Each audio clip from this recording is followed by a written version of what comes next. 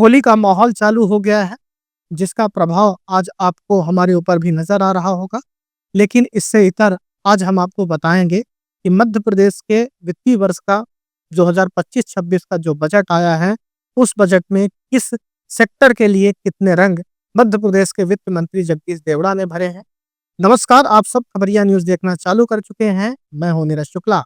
आज होली का माहौल मध्य प्रदेश की विधानसभा में भी नजर आया और बजट भाषण की शुरुआत करते हुए वित्त मंत्री जगदीश देवड़ा ने एक शायरी से बजट की अपनी शुरुआत की। क्या शायरी उन्होंने कही, सबसे पहले आपको मैं वो सुनाता, उसके बाद बजट की प्रमुख बातें। उन्होंने शुरुआत की, कहा यही जुनून यही एक ख्वाब मेरा है, वहां चिराग जला दूं जहां अंधेरा है। जनता व जनप्रतिनिधियों की बेशुमार फरमाइशें हैं, कर सके हम सब पूरी ये हमारी कोशिशें हैं। ऐसा कहना मध्य प्रदेश के वित्त मंत्री जगदीश देवड़ा का था। अब प्रमुख बातें जो बजट से जुड़ी हुई हैं, मध्य प्रदेश के वित्तीय वर्ष 2025-26 के लिए जो बजट आया है। आज मध्य प्रदेश के वित्तीय वर्ष 2025-26 के लिए वित्त मंत्री जगदीश देवड़ा ने 4,21,032 करोड़ रुपए का बजट पेश किया। किस सेक्टर के लिए कितना पैसा खर्च इस वर्ष होने वाला है, वह आपको एक एक करके मैं बता देता हूँ।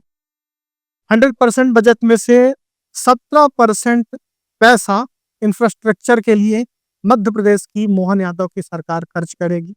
कृषि क्षेत्र में 9% पैसा, स्वास्थ्य क्षेत्र में 12% पैसा, शिक्षा के क्षेत्र में 11%, सामाजिक क्षेत्र में 6%, नगरीय और ग्रामीण विकास में 12% पैसा, सांस्कृतिक क्षेत्र में 0.4% पैसा, रोजगार क्षेत्र में 1%, सामान्य सेवाओं में 9%, रोजगार क्षेत्र में 1%। गौर करने वाली बात है, अन्य सेवाओं में 3%, ब्याज भुगतान में 7%, पेंशन में 7%, ऋण भुगतान में 7%।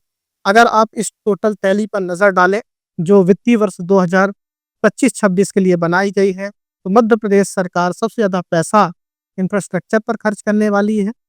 दूसरे नंबर पर अगर हम नजर डालें तो स्वास्थ्य क्षेत्र में है, फिर शिक्षा का क्षेत्र है, और सबसे निराशाजनक आंकड़े रोजगार के लिए है, जहां मध्य प्रदेश सरकार केवल 1% पैसा खर्च करने जा रही है। वही चिंताजनक आंकड़े ब्याज भुगतान और ऋण भुगतान को लेकर है।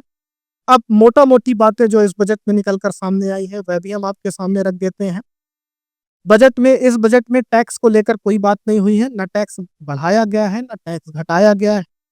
लाडली बहना योजना की राशि नहीं बढ़ेगी, इस पर कोई बात नहीं हुई है। लेकिन लाडली बहना योजना से अटल पेंशन योजना को जोड़ा जाएगा, ये बात निकलकर सामने आई है। 11 नए आयुर्वेदिक कॉलेज और 12 नए ITI खोले जाएंगे। 39 नए औद्योगिक क्षेत्रों से 3 लाख नौकरियां पैदा हों, ऐसा कहना है वित्त मंत्री जगदीश देवड़ा का। 1 अप्रैल 2025 से 7वें वेतनमान के महंगाई भत्ते का पुनरीक्षण किया जाएगा, यानी कर्मचारियों के लिए। प्रदेश में डिजिटल यूनिवर्सिटी, राष्ट्रीय रक्षा विश्वविद्यालय खुलेंगे। धार में डायनासोर जीवाश्म राष्ट्रीय उद्यान और डिंडौरी में जीवाश्म राष्ट्रीय उद्यान शुरू होंगे। सीएम युवा शक्ति योजना के तहत प्रदेश में हर विधानसभा क्षेत्र में सर्व सुविधा युक्त स्टेडियम खोले जाएंगे। ऐसी कुछ प्रमुख बातें इस वित्तीय वर्ष के बजट यानी 25-26 के लिए मध्य प्रदेश के वित्त मंत्री जगदीश देवड़ा ने कही है। इस बजट भाषण के दौरान देश के कृषि मंत्री और मध्य प्रदेश के पूर्व मुख्यमंत्री शिवराज सिंह चौहान भी दर्शक दीर्घा में मौजूद रहे। तो आज के ये प्रमुख बातें रहे और हमने आपको बताया कि आखिर किस सेक्टर में मध्य प्रदेश की मोहन यादव सरकार कितना खर्च करने वाली है।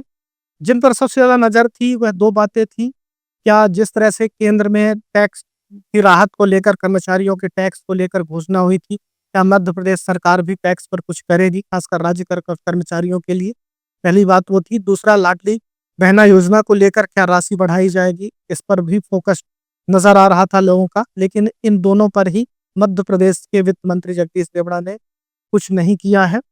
अब इस बजट में जो प्रमुख बातें थी, इंफ्रास्ट्रक्चर क्षेत्र, कृषि क्षेत्र और रोजगार क्षेत्र, स्वास्थ्य क्षेत्र को लेकर मध्य प्रदेश के वित्त मंत्री ने ज्यादा से ज्यादा पैसे खर्च करने की बात कही है।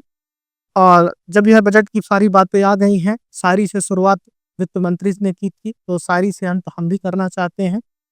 बजट आया है नई सौगात लेकर, ख्वाब नए हैं कुछ बातें लेकर, अब देखना है हकीकत बनेगी या फिर रह जाएगी कागजी बातें लेकर। तो यह थी मध्य प्रदेश के आज की वित्तीय वर्ष की यह प्रमुख खबर। आपको यह खबर कैसी लगी? जो मध्य प्रदेश के वित्त मंत्री जगदीश देवड़ा ने वित्तीय वर्ष 2025-26 के लिए बजट प्रस्तुत किया है, वह आपको कैसा लगा? आप खबर की कमेंट बॉक्स में जरूर बताएं। खबर अच्छी लगे तो लाइक सब्सक्राइब करें, चैनल को सब्सक्राइब करें। बहुत बहुत धन्यवाद।